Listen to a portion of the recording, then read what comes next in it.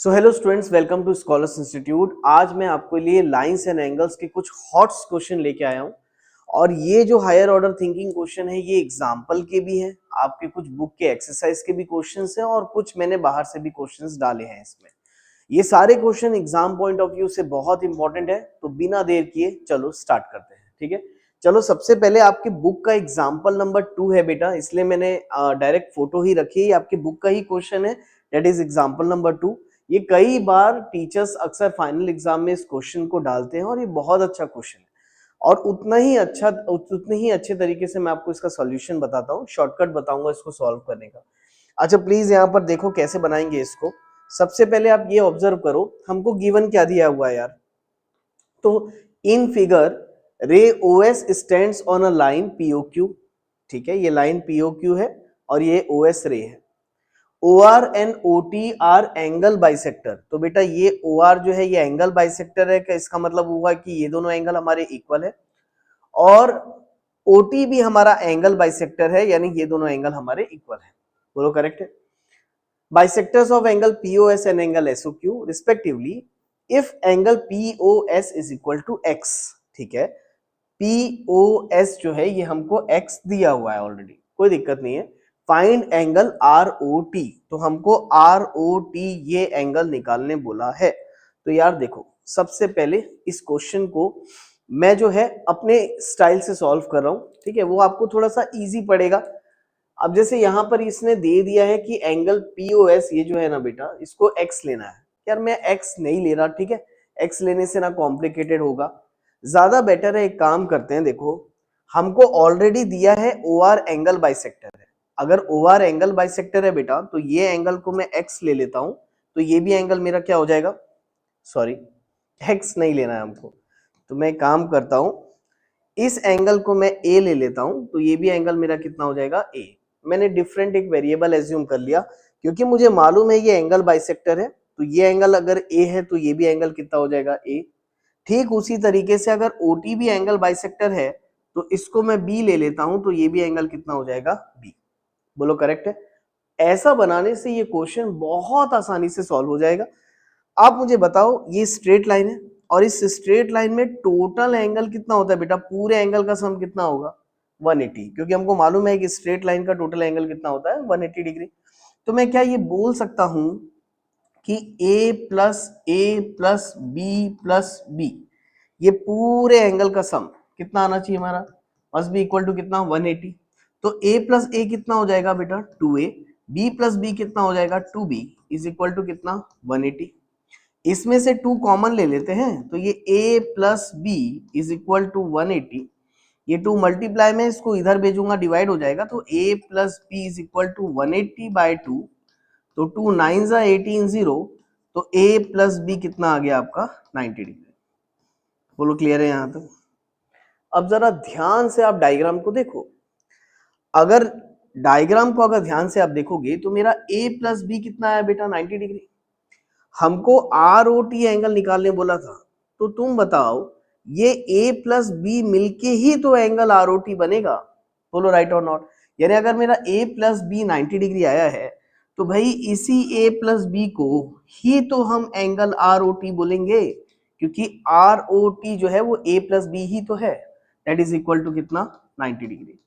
आप देखो चुटकियों में हमने इस क्वेश्चन को सॉल्व कर दिया। ये आगे हमको ROT निकालने बोला था, ROT आ गया मेरा 90 डिग्री।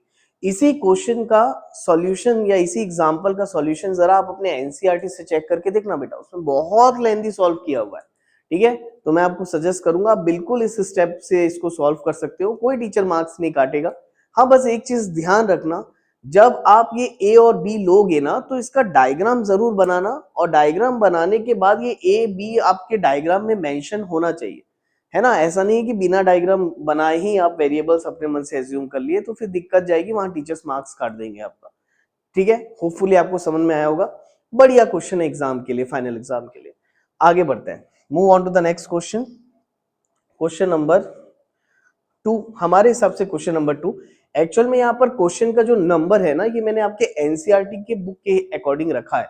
जैसे ये क्वेश्चन नंबर 5 जो है ना बेटा, ये फर्स्ट एक्सरसाइज का 5th क्वेश्चन होगा, और ये again one of my favourite question है। ये बहुत बढ़िया क्वेश्चन है, और लगभग हर बार फाइनल एग्जाम में ये भी क्वेश्चन आता ही है। अब इसको भी बनाने का मैं आपको एकदम शॉर्टकट ट्रिक बताऊंगा, बिल्कुल आसानी से आप इसको सॉल्व कर लोगे यार। चलो पहले पहले क्वेश्चन पढ़ लेते हैं। क्वेश्चन देखो क्या दिया है, POQ इज अ लाइन, ठीक बात है, POQ एक लाइन है। Ray OR is perpendicular to the line PQ, ये जो OR है ये PQ के परपेंडिकुलर है, अच्छी बात है। OS is another ray lying between ray OP and OR, ठीक है, ये OS एक रे है। प्रूव डेट, क्या प्रूफ करने बोला है, एंगल ROS कहाँ है भाई, ये ROS is equal to half of angle QOS minus POS। तो थोड़ा सा ना पढ़ते पढ़ते देखते देखते इस क्वेश्चन में कंफ्यूजन आना एकदम लाजमी है, आता ही है, बहुत लोग को आता है। शुरुआत कहां से करनी है, शुरू के 2 स्टेप मैं आपको बता दे रहा हूं, उसको आप लोग याद रख लेना। ये क्वेश्चन को सिर्फ और सिर्फ 4 से 5 लाइन में हम कंप्लीट कर देंगे। कैसे, चलो देखते हैं। सबसे पहले तुम मुझे ये बताओ, अगर ये एंगल 90 है तो क्या ये भी एंगल 90 डिग्री होगा बेटा, 100%। अगर ये एंगल 90 है तो ये भी एंगल कितना होगा, 90 डिग्री। तो मैं यहां से ही स्टार्ट करूंगा, मैं सबसे पहले लिख देता हूं angle POR must be equal to angle QOR। ये POR angle must be equal to क्या होना चाहिए, QOR। बोलो क्लियर है, ठीक। अब यार ये बताओ, ये POR, एक एक करके सारे स्टेप्स को बिल्कुल ध्यान से देखना, मैं रीजन भी देते चलता हूं। जैसे इसको लिखोगे तो इसको लिख देना 90 डिग्री ईच, ये दोनों एंगल क्या है, 90 डिग्री ईच।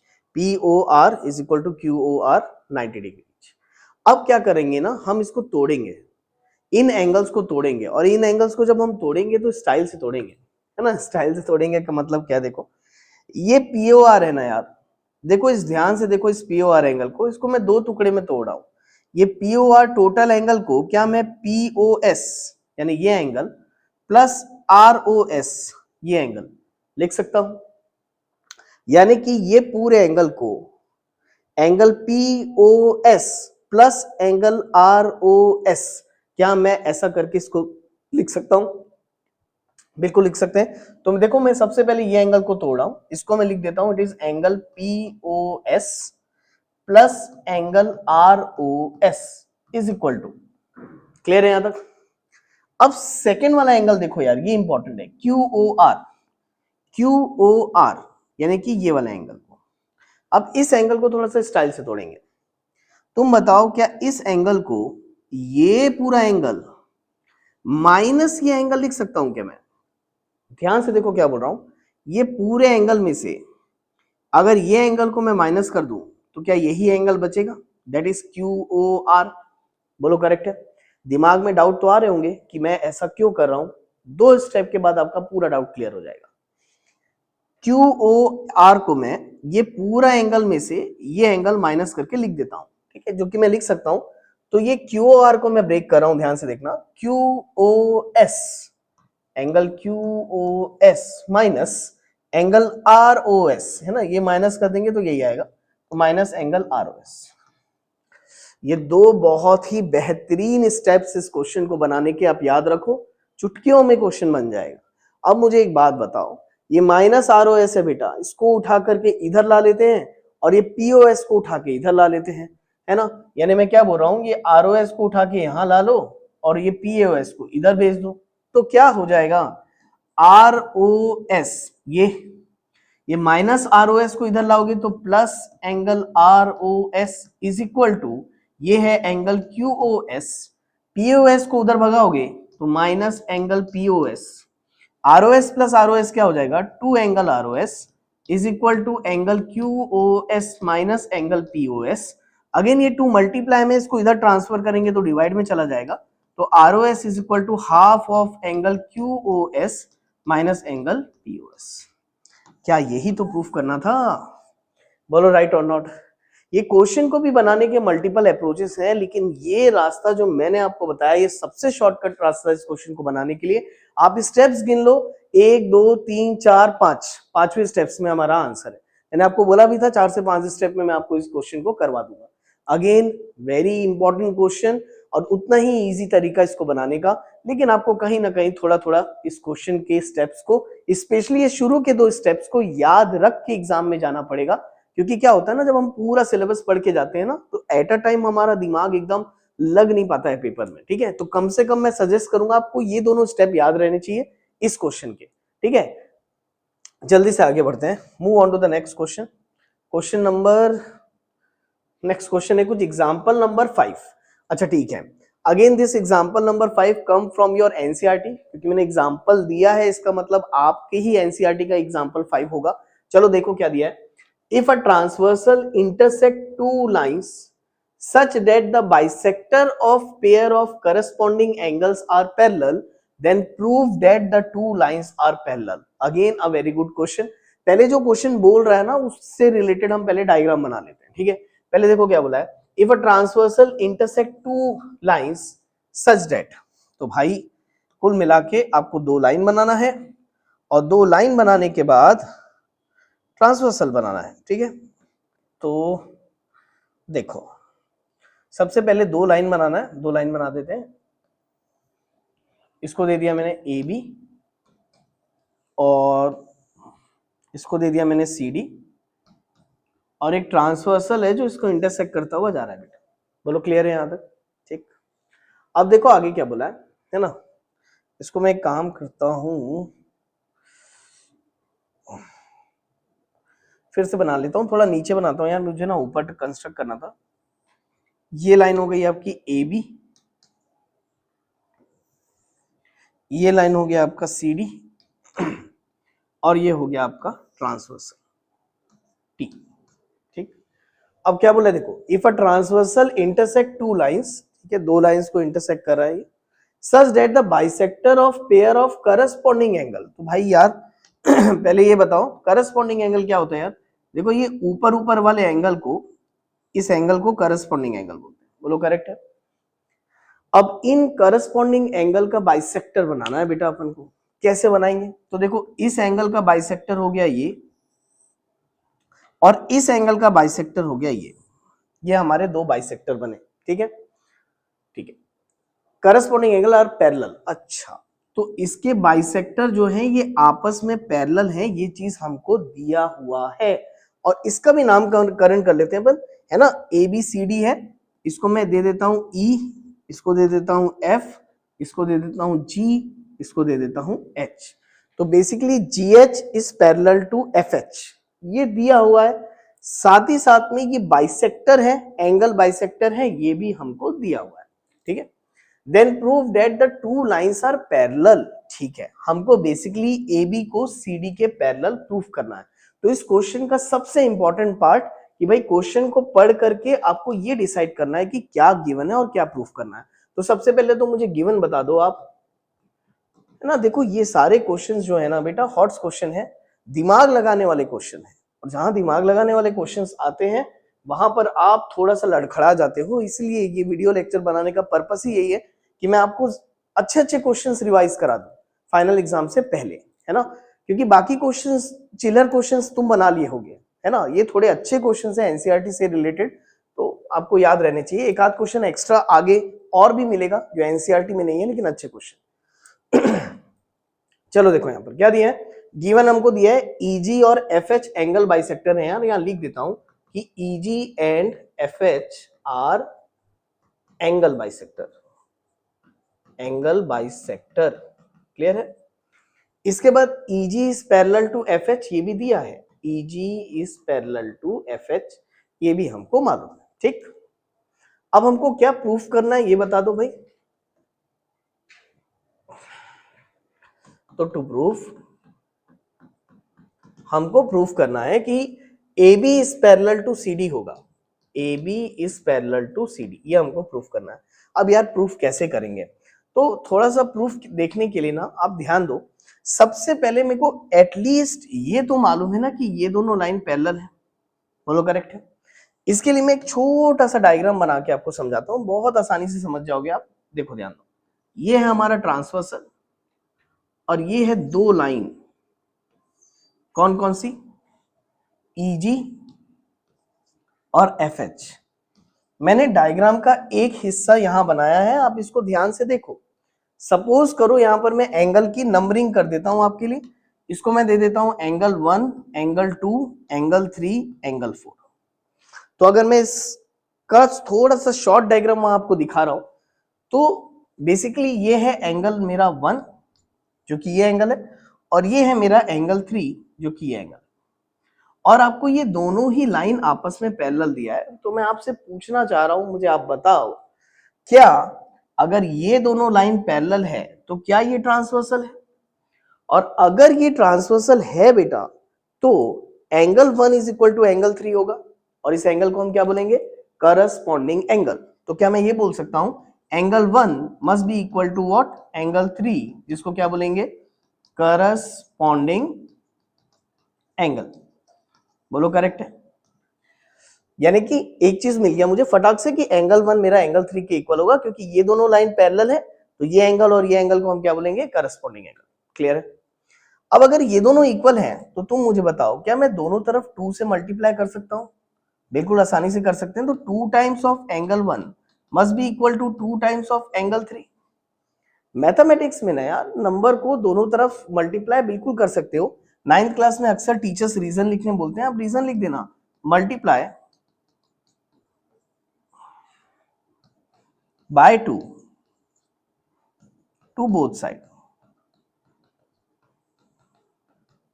ये अच्छे से आप रीजन लिख देना, मल्टीप्लाई टू बोथ साइड, दोनों तरफ 2 का मल्टीप्लाई कर दिया।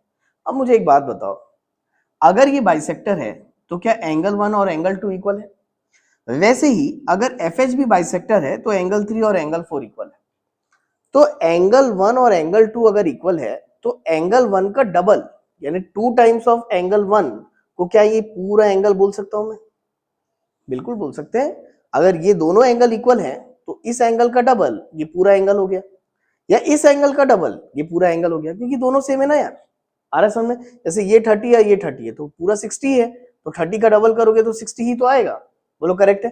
तो 2 टाइम्स ऑफ एंगल 1 को मैं लिख सकता हूं TEB, that is angle TEB is equal to, ठीक उसी तरीके से एंगल 3 का अगर मैं डबल करूं तो उसको लिख सकता हूं FEFD। एंगल 3 का डबल करोगे तो ये वाला एंगल हो जाएगा, दैट इज EFD। तो इसको मैं लिख देता हूं EFD। बोलो करेक्ट है? कोई डाउट? तो फाइनली मैंने किया क्या, मैं आपको रेड पेन से करके दिखा रहा हूं इसको, ध्यान से देखो। मैंने ये एंगल और ये एंगल को इक्वल बता दिया यार, और अगर मैंने ये एंगल और ये एंगल को इक्वल बता दिया है तो आप मुझे बताओ, क्या ये एंगल करस्पॉन्डिंग एंगल की तरह दिख रहे हैं? 100%। ये एंगल और ये एंगल अगर मैंने इक्वल बता दिया तो they are acting as an corresponding angle, और अगर ये करस्पॉन्डिंग एंगल की तरह एक्ट कर रहे हैं तो 100% AB को CD के पैरेलल होना पड़ेगा। बोलो आया समझ में कैसे किस तरीके से किए इस क्वेश्चन को? यानी मैं बताऊंगा कि ये दोनों एंगल इक्वल हैं, जो कि मैंने यहां पर प्रूफ कर दिया है, तो मैं लिखूंगा कि they are acting as N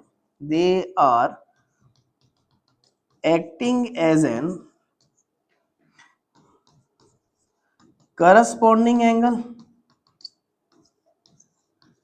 और ये अगर करस्पॉन्डिंग एंगल की तरह एक्ट कर रहे हैं तो 100% AB is parallel to what? Therefore AB is parallel to what? CD। Hopefully आपको समझ में आया होगा। होता क्या है ना बेटा, हम बहुत पढ़ाई करते हैं ना, हमारे स्कूल में हमको एक्सरसाइज कराते हैं, हमारे ट्यूशंस में हमको एक्सरसाइज कराते हैं, लेकिन जनरली ना एग्जाम्पल कुछ क्वेश्चंस ऐसे रहते हैं बुक में छुपे हुए जो हमको दिखते नहीं है और कभी कभी एग्जाम में आ जाते हैं, और फिर पढ़ के लगता है क्या ये क्वेश्चन हमारे बुक का है। जैसे एग्जैक्टली ये क्वेश्चन आप देखो, ये क्वेश्चन आपके बुक का ही है, लेकिन मेरे को ऐसा लगता है मोस्ट ऑफ यू कि आपने इसको बनाया नहीं होगा या स्किप कर दिया होगा, जैसा भी है। तो मैंने इसको समझा दिया अच्छी तरीके से, नोट डाउन कर लो। बहुत छोटा सा क्वेश्चन है, कंसेप्चुअल कंसेप्ट वाइज बहुत अच्छा है, लेकिन बहुत छोटा सा क्वेश्चन है, और ये 3 से 5 मार्क का आ सकता है, आपको 3 मार्क का आ सकता है बेसिकली, या 2 मार्क्स के लिए भी कोई टीचर दे सकते हैं। ठीक है, तो फिलहाल आगे बढ़ते हैं, आप इसको नोट डाउन करते हुए चलो। ठीक है, move on to the next question. Question number 6, that is example number 6, again that is excellent question of your NCERT। ये भी क्वेश्चन आपके NCERT में ही है, और ये क्वेश्चन मोस्ट प्रोबेबली आप लोग ने सबने बनाया होगा। ठीक है, तो इसको अपन जल्दी से सॉल्व करते हैं यार। अब मुझे एक बात बताओ, इस क्वेश्चन में दिया क्या है? AB is parallel to CD and CD is parallel to EF। यानी कि यहां पर हमको दिया है ए बी जो है वो सी डी के क्या है बेटा, पैरेलल है, ठीक है। And C D is parallel to E F, तो ये जो सी डी है ये ई एफ के पैरेलल है। तो कुल मिला के ये पता चला कि ये तीनों लाइंस आपस में पैरेलल हैं। तो तीनों लाइंस पैरेलल है तो बहुत आसान हो जाएगा क्वेश्चन, बहुत सारे एंगल्स हमको इक्वल मालूम चल जाएंगे। Also EA is perpendicular to AB, EA is perpendicular to AB का मतलब ये एंगल 90 डिग्री दिया हुआ है, ठीक है। आगे क्या बोला है देखो, angle BEF is equal to 55 degree, तो ये भी एंगल हमको 55 डिग्री मेंशन किया हुआ है। तो जितना गिवन दिया है सब कुछ डायग्राम में मेंशन किया हुआ था, पैरेलल लाइन भी मैंने आपके लिए मेंशन कर दिया है। तो वीडियो को पॉज करके एक बार बना लो यार, और होपफुली आपसे ये क्वेश्चन तो बन ही जाएगा। देखो देखो निकालना क्या है, find the value of x, y and z। तो भाई x, y, z की वैल्यू निकालनी है। इसको बिल्कुल मैं ओरली आपको बना के देता हूँ, ठीक है। राइटिंग वर्क आप लिख लेना। जैसे यार सबसे पहले मुझे एक बात बताओ, x, y, z में सबसे आसान पहले निकालना y है, क्योंकि आप ध्यान दो ये दोनों लाइन आपस में पैरेलल है, तो ये हुआ ट्रांसवर्सल। और अगर ये ट्रांसवर्सल है तो ध्यान से देखो ये एंगल और ये एंगल को हम क्या बोलेंगे, को इंटीरियर एंगल। और हमको अच्छी तरीके से मालूम होना चाहिए कि को इंटीरियर एंगल का सम कितना होता है, 180 डिग्री। तो मैं क्या बोल सकता हूं कि y plus 55 must be equal to कितना, 180। आप 55 को उधर ट्रांसफर कर दो तो y is equal to 180 minus 55। तो यार ये 180 माइनस 55 कितना आ जाएगा आपका, देखो जरा, 180 माइनस 55 125। तो 180 माइनस 55 कितना हो जाएगा, 125 डिग्री। ये आ गया आपका y कितना आ गया, 125 डिग्री। तो मैं यहां मेंशन कर देता हूं, देखो y आ गया मेरा 125 डिग्री। अच्छा मुझे एक बात बताओ, क्या ये लाइन और ये लाइन आपस में पैरेलल है?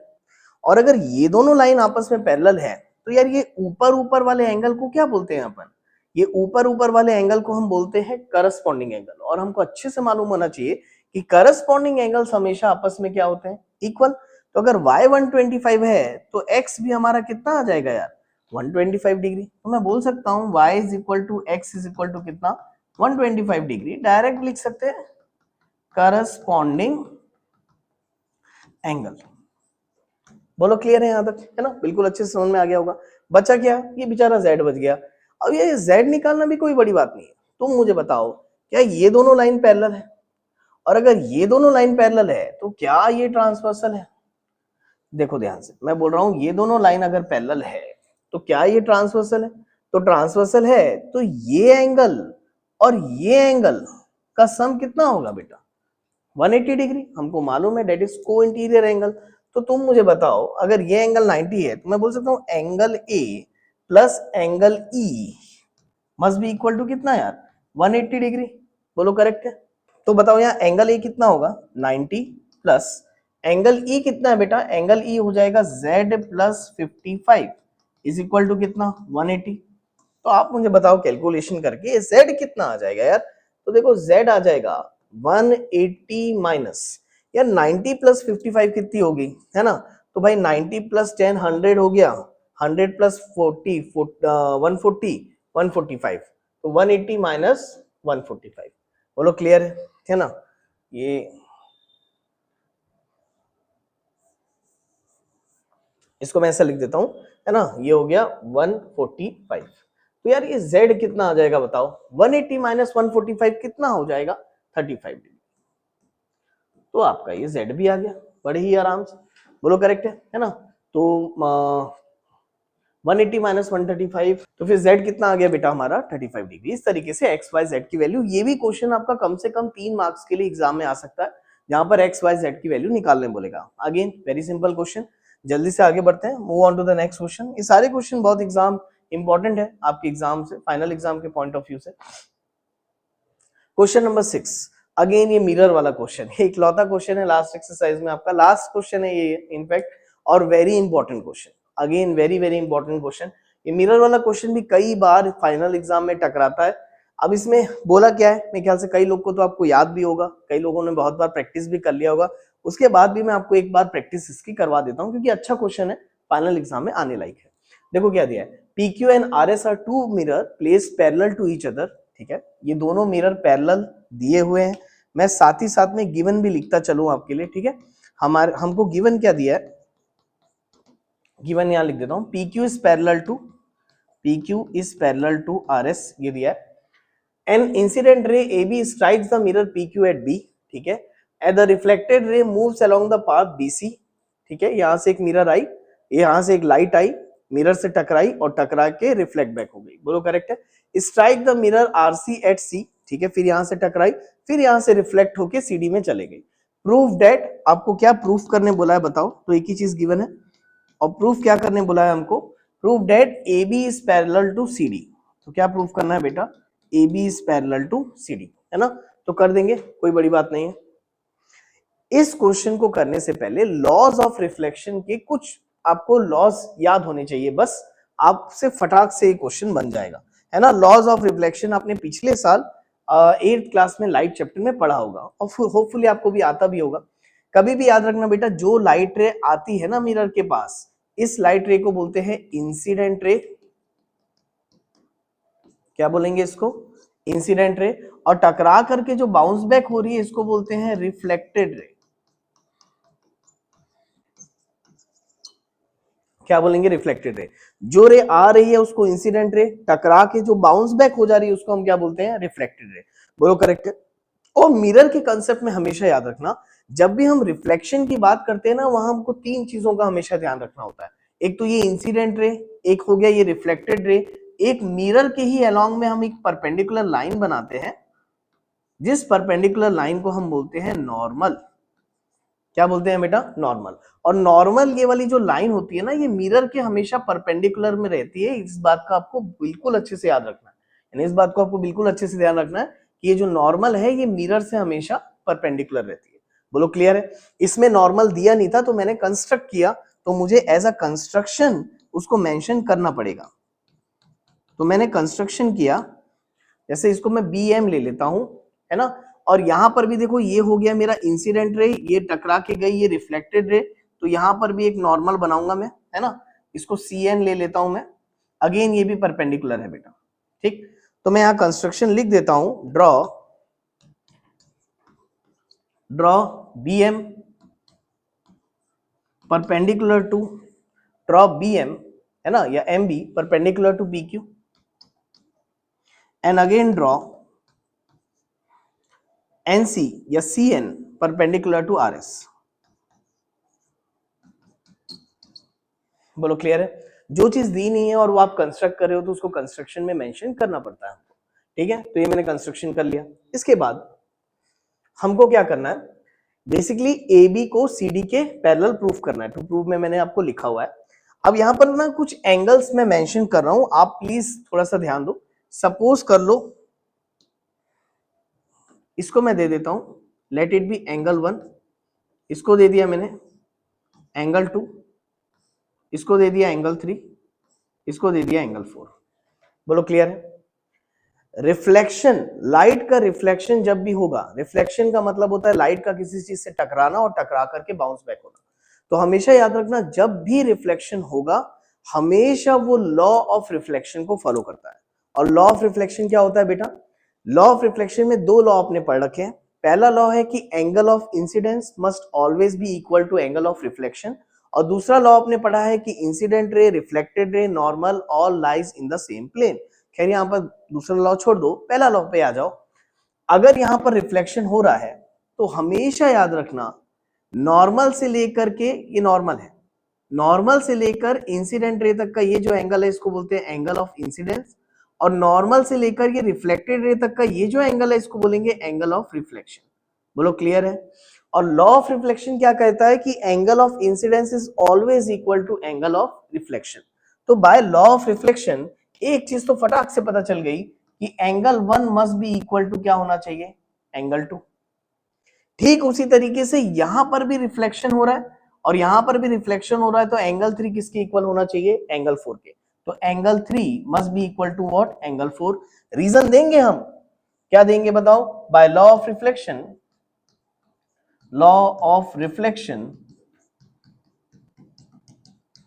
एंगल ऑफ इंसिडेंस पूरा लिखना पड़ता है ना, 9th क्लास में लिखना पड़ता है, incidence is equal to angle of refraction, ये लिख देना बेटा, ज्यादा बेटर है, मार्क्स नहीं काटेगा कोई तुम्हारे। बोलो क्लियर है? तो एंगल 1 2 के इक्वल, 1 2 के इक्वल, 3 4 के इक्वल, बोलो करेक्ट है।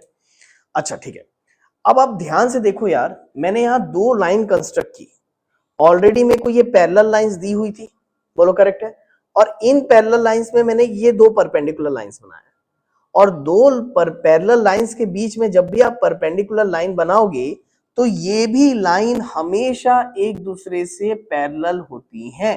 दो परपेंडिकुलर लाइंस के बीच में अगर आप परपेंडिकुलर लाइंस बनाते हो तो वो दोनों लाइंस हमेशा पैरेलल होंगी। तो मैं ये बोल सकता हूं कि BM is parallel to what, CN।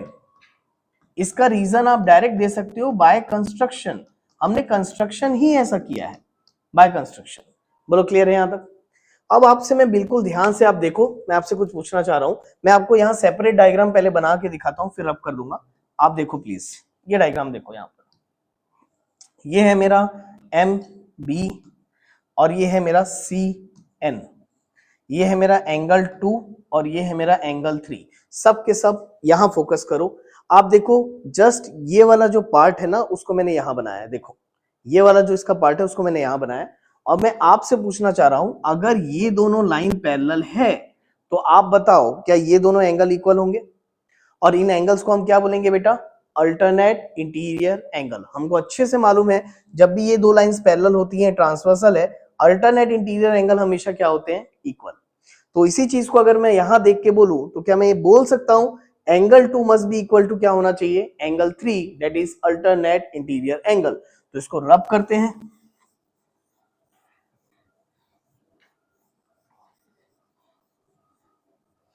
और मैं यहां डायरेक्ट लिखता हूं अब कि angle 1 must be equal to angle, sorry यहां लिख सकता हूं angle 2 must be equal to what? Angle 3 alternate interior angle. बोलो करेक्ट है? अब यार एक चीज देखने वाली है, देखो मैंने यहां पर तीन इक्वेशन लिखा है, ये फर्स्ट है ना, मेंशन भी कर देता हूं, ये फर्स्ट इक्वेशन है मेरी, ये सेकंड इक्वेशन है और मेरी ये थर्ड इक्वेशन है। नहीं करोगे तो भी चलेगा, लेकिन प्लीज इसको ध्यान से ऑब्जर्व करो। एंगल 1 किसके इक्वल है? एंगल 2 के। एंगल 2 किसके इक्वल है? एंगल 3 के। और एंगल 3 किसके इक्वल है? एंगल 4 के। तो अगर इन तीनों इक्वेशंस को हम कंपेयर करें, 1 2 के इक्वल है, 2 3 के इक्वल है, 3 4 के इक्वल है, तो भाई अगर मैं इसको ऐसा देखूं तो सारे एक दूसरे से इक्वल हो गए। क्या मैं बोल सकता हूं angle 1 is equal to angle 2 is equal to angle 3 is equal to angle 4? अगर आपको समझ में नहीं आया तो डायग्राम से समझाता हूं, डायग्राम से और अच्छे से समझ में आएगा। आप देखो एंगल 1 एंगल 2 के इक्वल बताया, फिर एंगल 2 को एंगल 3 के इक्वल बताया, फिर एंगल 3 को एंगल 4 के इक्वल बताया, तो भाई ये तो सारे एंगल्स आपस में इक्वल हो गए। और सारे एंगल्स अगर आपस में इक्वल हैं तो आप मुझे डायग्राम को देख के बताओ, ये इसके इक्वल, ये इसके इक्वल, ये इसके इक्वल, सारे एंगल इक्वल, तो क्या एंगल 1 और एंगल 2 का सम एंगल 3 और एंगल 4 के इक्वल होगा? बोलो राइट और नॉट? इसको ऐसे समझ लो, अगर ये 30 डिग्री है तो ये भी 30 डिग्री है, ये भी 30 डिग्री है और ये भी 30 डिग्री है, तो 30 प्लस 30 अगर ये 60 डिग्री है तो क्या ये 30 प्लस ये 30 ये भी 60 डिग्री होगा? यानी कि बोलने का मतलब ये है, क्या मैं ये बोल सकता हूं angle 1 plus angle 2 must be equal to क्या होना चाहिए? Angle 3 plus angle 4। ये दोनों का सम ऑफ कोर्स इक्वल बोल सकता हूं ये दोनों सम के। अब ये दोनों का सम कितना होगा बेटा? A B C. तो 1 प्लस 2 को मैं लिख सकता हूं angle A B C must be equal to 3 plus 4 के सम को लिख सकता हूं B C D, that is must be equal to angle B, फिर अटक गया, हाँ बी सी डी। बोलो क्लियर है? अब यार इस एंगल को देखो ध्यान से, मैं बड़ा सा एंगल मार्क करता हूं डायग्राम में, मेन डायग्राम में। आप देखो ये एंगल, ये मैंने इस एंगल को इस एंगल की इक्वल प्रूफ कर दिया बेटा। अब आप बताओ अगर ये दोनों एंगल को इक्वल प्रूफ कर दिया तो क्या ये एंगल्स अल्टरनेट इंटीरियर एंगल जैसे दिख रहे हैं? अब चेक करो, ये एंगल और ये एंगल क्या अल्टरनेट इंटीरियर एंगल जैसे दिख रहे हैं? और अगर ये अल्टरनेट इंटीरियर की तरह दिख रहे हैं तो डेफिनेटली हम बोल सकते हैं A B must be parallel to what? C D. तो मैं यहां लिख सकता हूं therefore this angle are acting as an alternate interior angle, therefore AB must be parallel to what? AB must be parallel to what? CD. Hopefully आपको समझ में आएगा। बहुत ही शानदार क्वेश्चन फाइनल एग्जाम के हिसाब से, है ना, उतना ही प्यारा इसका सॉल्यूशन है। तो अक्सर टीचर्स इसको भी यार फाइनल एग्जाम में डालते हैं। एनसीईआरटी का भी है तो काफी अच्छा क्वेश्चन है। होपफुली आपको समझ में आया होगा। ठीक है, तो चलो जल्दी से आगे बढ़ते हैं। Move on to the next question, that is ये कुछ क्वेश्चन है। अच्छा, ये एनसीईआरटी का नहीं है ना, ये मैंने एनसीईआरटी से बाहर से निकाला है। तो वीडियो को पॉज करके यार इसको बना के देखो और मुझे आंसर बताओ कमेंट सेक्शन में कि भाई आपका आया क्या या आपका बन गया क्या। ठीक है, अदरवाइज चलो मैं जल्दी से चालू करता हूँ। क्वेश्चन को रीड करते हैं। पहले क्या दिया है क्वेश्चन में, पढ़ो तो जरा। क्वेश्चन में हमको दिया हुआ है यार कि AB is parallel to CD is parallel to EF। चलो बढ़िया है, एक चीज तो मालूम है कि ये तीनों लाइन भाई आपस में पैरेलल है, अच्छी बात है। And GH is parallel to KL, एक और एक्स्ट्रा है, GH जो है वो KL के पैरेलल है। बोलो क्लियर है। और फाइंड क्या करने बोला है, HKL, HKL ये एंगल निकालना है पूरा का पूरा। तो यार एक काम करते हैं ना, क्यों इतना इतना छोटू सा लाइन बनाया, इसको खींच देते हैं अपन, क्या दिक्कत है। इसको मैं ऐसा लंबा खींच देता हूं और मुझे अच्छे से मालूम है दिया हुआ है क्वेश्चन में कि भाई ये लाइन पैरेलल है। बोलो क्लियर है यहां तक, ठीक। तो क्या प्रॉब्लम है आपको, अच्छा ये भी लाइन को खींच डालो, लाइन को खींचोगे तभी तो दिमाग की बत्ती चलेगी। ये देखो, ये दोनों लाइन पूरी पूरी पैरेलल दी है, मैंने एक्सटेंड कर दिया, क्या दिक्कत है, कर सकते हैं, है ना। अब आपको पूछा है कि यार ये एंगल कितना होगा। अब वो एंगल निकालने के लिए आप कैसे बताओगे, देखो ये ट्रांसवर्सल है, बोलो करेक्ट है। तो एक काम करो, सबसे पहले ये एंगल दिया है कितना आपका 60 डिग्री। तो when ever two lines intersect each other, है ना, कलरफुल पेन से बताऊंगा तो बिल्कुल फटाक से जाएगा दिमाग में तुम्हारे। ये देखो, ये दो लाइन आपस में इंटरसेक्ट कर रही है और हमको मालूम है जब भी दो लाइन आपस में इंटरसेक्ट करती है इसके वर्टिकली अपोजिट एंगल इक्वल होते हैं। अगर ये 60 है तो ये पूरा एंगल कितना हो जाएगा बताओ जरा, 60 डिग्री।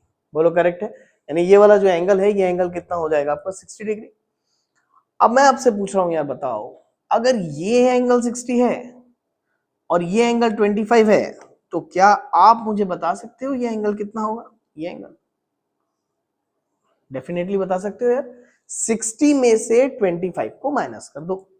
तो भाई 60 में से 20 गया 40, 40 में से 5 माइनस कर दो 35। तो ये एंगल कितना आ गया 35। बोलो क्लियर है, बिल्कुल अच्छे से समझ में आया। अब पूरे नजरों से घूर के ना यहां पर देखो डायग्राम को, है ना, पूरे कंसंट्रेशन से इस पार्ट को देखो, डायग्राम के इस पार्ट को। और ये पार्ट आपके लिए मैं थोड़ा सा सेपरेटली बना भी देता हूं ताकि आपको दिखे। भाई देखो, वो ये वाला पार्ट देखो इसका, है ना, ये एंगल हमने निकाला अभी अभी 35। बोलो क्लियर है। और देखो यहां से लेकर यहां तक ये वाला पार्ट है वो, और ऑलरेडी दिया ये दोनों लाइन पैरेलल है। तो आप अब बता सकते हो कैसे निकलेगा, बिल्कुल आराम से। हमको मालूम है अगर ये दोनों लाइन पैरेलल है तो ये दोनों एंगल क्या होंगे बेटा, कोइंटीरियर एंगल, है ना। इस एंगल का नामकरण दिया है HKL, तो मैं बोल सकता हूं क्या 35 plus angle HKL is equal to कितना 180। 35 को इधर भेजो भेजो, है ना। तो HKL is equal to 180 minus 35, और 180 माइनस 35 कितना होगा बेटा, पहले 180 में 30 माइनस कर दो, ये हो गया 50, 150 में 5 माइनस कर दो 145 डिग्री। तो एंगल HKL कितना आ गया 145 डिग्री, है ना। तो इस टाइप के क्वेश्चन आपको एमसीक्यूज में भी मिल सकते हैं, 2 मार्क के लिए भी मिल सकते हैं ना। 2 मार्क के लिए काफी ठीक ठाक सा क्वेश्चन है ये, ठीक है। होपफुली आपको समझ में आया होगा। चलो जल्दी से आगे बढ़ते हैं, move on to the next question. हाँ यार, ये कॉम्प्लीमेंट्री एंगल और सप्लीमेंट्री एंगल से रिलेटेड क्वेश्चंस आपके एनसीईआरटी में कम है ही नहीं बोलना चाहिए एक तो, और कभी कभी ये कॉम्प्लीमेंट्री एंगल सप्लीमेंट्री एंगल के क्वेश्चन आ जाते हैं एग्जाम में। तो कभी भी याद रखना कॉम्प्लीमेंट्री एंगल क्या होता है, दो एंगल जिसका सम 90 डिग्री हो उसको कॉम्प्लीमेंट्री एंगल बोलते हैं, और दो एंगल जिसका सम 180 डिग्री हो उसको सप्लीमेंट्री एंगल बोलते हैं। तो जल्दी से देखो क्वेश्चन क्या बोला है, if an angle is half of an complementary angle then find its degree of measure. ठीक बात है, कभी भी याद रखना। अब कॉम्प्लीमेंट्री एंगल क्या बोला मैंने, देखो दो एंगल जिसका सम 90 डिग्री हो उसको कॉम्प्लीमेंट्री एंगल बोलते हैं। बोलो करेक्ट है। अब वो बोला क्या है, देखो एक एंगल है जो कि half of its complementary angle है। इस चीज को समझने के लिए बेसिक क्लियर होना बहुत जरूरी है। मान लो अगर एक एंगल x है, तो ये जो बगल वाला एंगल होता है ना बेटा, जस्ट इसके बगल वाला, क्योंकि ये दोनों का सम 90 होगा तो ये दोनों को कॉम्प्लीमेंट्री एंगल बोलेंगे। तो इसमें से अगर एक को एंगल बोल रहे हैं ना, तो दूसरे को उसका कॉम्प्लीमेंट बोलते हैं। क्या बोलते हैं?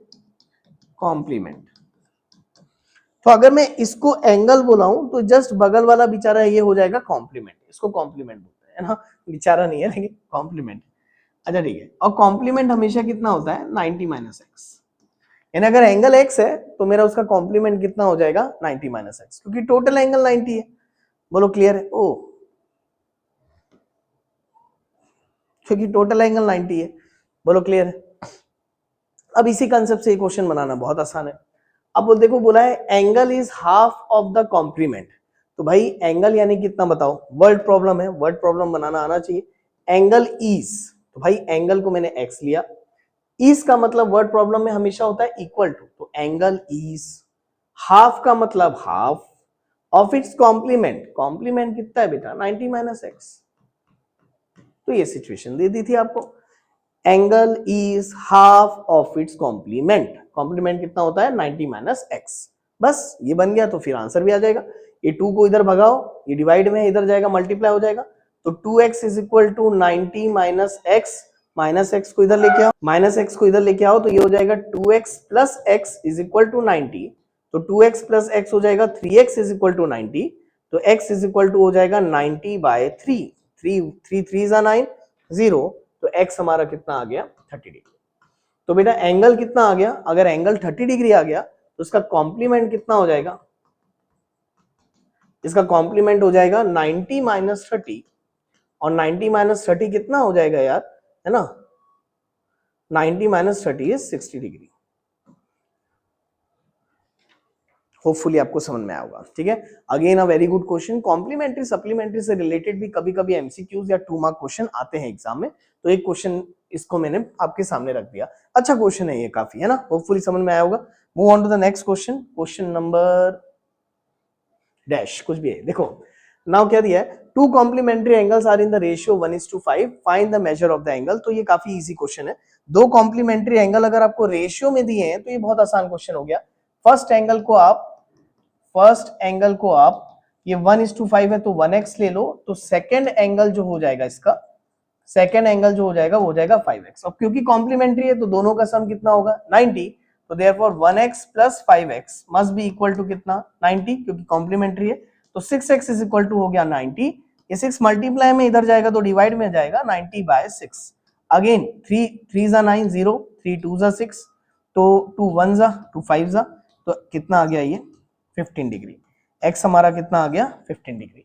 बोलो करेक्ट है? और अगर x 15 डिग्री आ गया है तो तुम बताओ दोनों एंगल कितने हो जाएंगे? 1 इंटू 15 ये 15, और 5 इंटू 15, 5 5 25, 2 है ना, 5 5 6 7 75 डिग्री। बोलो क्लियर है? तो इस टाइप से ये क्वेश्चन को सॉल्व किया जाएगा। होपफुली आपको समझ में आया होगा। जल्दी से आगे बढ़ते हैं, move on to the next question. अब देखो यार ये क्वेश्चन क्या दिया है, in the given figure if PQ is parallel to RS then find the measure of angle M। Again very easy question है ना, ये सारे इजी इजी क्वेश्चन है। ये 2 मार्क या 1 मार्क, इन दोनों में से ही किसी ना किसी में आपको टकराएंगे। सबसे पहले आपको देखो दिया क्या है, PQ is parallel to RS, ये दोनों पैरेलल है।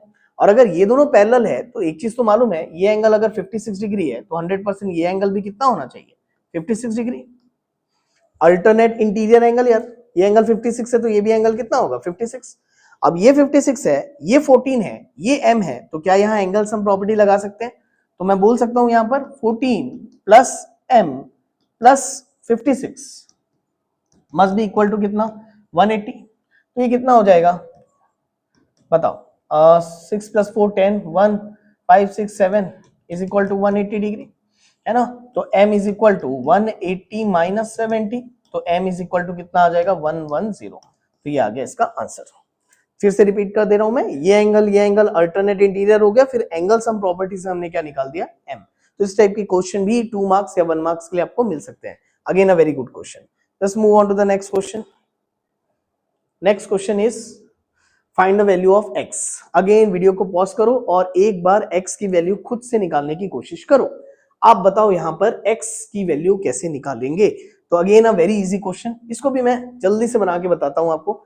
देखो बोला है AB जो है EF के पैरेलल है, तो AB जो है वो EF के पैरेलल है और EF जो है वो CD के पैरेलल है, यानी ये तीनों लाइंस आपस में पैरेलल है। तो अच्छी बात है, अगर ये दोनों लाइन पैरेलल है तो तुम बताओ यार, ये एंगल 70 है तो क्या ये पूरा एंगल भी 70 होगा? अल्टरनेट इंटीरियर एंगल, बोलो राइट और नॉट। तो यहां से एक चीज समझ में आई, दैट इज ये एंगल क्या होगा बेटा, x प्लस वाई। तो x plus y must be equal to कितना 70। ये पूरा angle must be equal to 70। इसको हम लिख सकते हैं क्या, अल्टरनेट इंटीरियर एंगल। बोलो करेक्ट है, राइट। अच्छा, ये एंगल 150 है तो क्या ये y निकाल सकता हूं मैं आराम से? बिल्कुल निकाल सकते हैं। ये दोनों लाइन पैरेलल है तो ये दोनों एंगल क्या होंगे यार, को इंटीरियर एंगल। तो मैं बोल सकता हूं y plus 150 must be equal to 180, और क्या लिखेंगे, को इंटीरियर एंगल। और अगर ऐसा है तो जस्ट 150 को उधर भेजो तो y आ जाएगा 180 माइनस 150, तो y इज इक्वल टू कितना आ गया बेटा 30 डिग्री। बोलो करेक्ट है। और अगर यहां y आ गया तो y की वैल्यू को यहां पुट कर दो आप, बताओ कितना आ जाएगा। अगर y की वैल्यू को मैं यहां रख दूं तो x plus 30 must be equal to कितना 70। 30 को इधर भेजो तो x is equal to 70 minus 30, तो x is equal to 70 minus 30 का मतलब कितना हो गया यार, है ना 40 डिग्री। तो x कितना आ गया आपका 40 डिग्री। होपफुली समझ में आया होगा। Again a very good question. ये सारे question 2 mark 1 mark 2 mark 1 mark यही इसी के आसपास ही टकराएंगे आपको एग्जाम में। Again please move on to the next question. ये हमारा लास्ट क्वेश्चन है। Again a very easy question, ठीक है। वीडियो को पॉज करके इसको भी ट्राई करो, बहुत अच्छा क्वेश्चन है। इस क्वेश्चन में हमको क्या प्रूफ करना है, पहले ये देखो। इस क्वेश्चन में प्रूफ करना है कि m जो है वो n के पैरेलल है। m is parallel to n, यानी ये दोनों लाइन को यार पैरेलल प्रूफ करना है, दिया नहीं है, प्रूफ करना है। आप करेंगे कैसे? Again short of very easy question. तुम मुझे पहले ये बताओ, ये एंगल 38 है, ये एंगल 25 है, क्या एंगल सम प्रॉपर्टी से ये एंगल निकाल सकते हैं? बिल्कुल निकाल सकते हैं। तुम बताओ 38 प्लस 25 कितना हो जाएगा यार, 38 प्लस 25 तो 8 9 10 11 12 13 3 4 5 और ये 6, तो ये आ गया 63 डिग्री। हमको मालूम है ये तीनों एंगल का सम 180 होगा, तो मैं लिख सकता हूं ना 38 प्लस 25 प्लस ये एंगल CDB लिख देता हूं इसको, angle CDB is equal to कितना 180। 38 प्लस 25 आ गया 63 plus angle CDB is equal to 180। तो यहां से एंगल CDB आ जाएगा, दैट इज 180 माइनस 63। अब 180 माइनस 63 करो, 180 माइनस 63 117, तो एंगल CDB आ गया कितना हमारा 117 डिग्री। बोलो क्लियर है? देखो ध्यान से, ये एंगल आ गया 117 डिग्री। अब ये एंगल अगर 117 आया है तो मैं आपसे पूछ रहा हूं क्या लीनियर पेयर से ये एंगल निकाला जा सकता है? क्योंकि हमको मालूम है ये दोनों एंगल का सम कितना होगा बेटा 180 डिग्री, है ना। ये मैंने एंगल सम प्रॉपर्टी लगाया। अब हम लीनियर पेयर लगा देते हैं। यहां पर अगर मैं इन दोनों में लीनियर पेयर लगाऊं तो 117 प्लस ये वाला एंगल, ये एंगल है कौन सा, BDM। BDM is equal to कितना 180 डिग्री। अगेन क्या लिखेंगे, लीनियर पेयर, ठीक।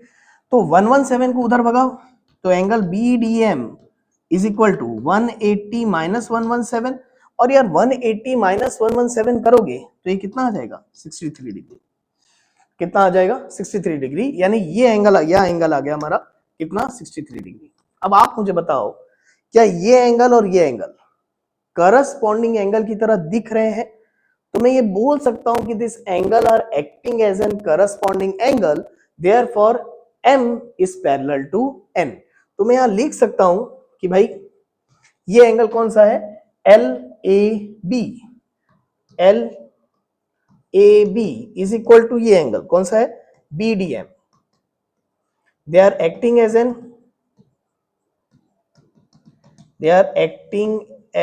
an corresponding angle